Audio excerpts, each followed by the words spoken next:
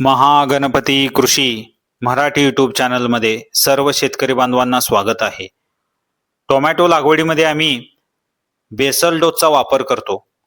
Basel डोसमध्ये आम्ही सर्व प्रकारचे रासायनिक खत वापरतो.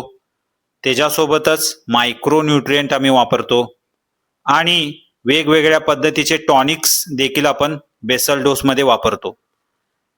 ज्यावेळी आपण बेसल डोस तयार करत असतो त्यावेळी हे सर्व मायक्रोन्यूट्रिएंट्स, रासायनिक खत आणि टॉनिक्स म्हणजे ह्युमिक ॲसिड, सीवीड एक्स्ट्रॅक्ट ह्या पद्धतीनं वेगवेगळ्या प्रकारचे जे टॉनिक आपण बेसल डोसमध्ये वापरतो सॉईल ॲप्लिकेशनसाठी, त्यावेळी हे सर्व वर्मी कंपोस्ट म्हणजे गांडूळ खतासोबत मिक्स करणं खूप गरजेचं आहे.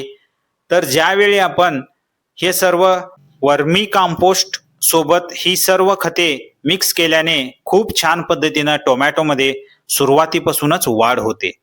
तर व्यवस्थित वाढ होण्यासाठी वर्मी कंपोस्ट खूप महत्त्वाचं आहे.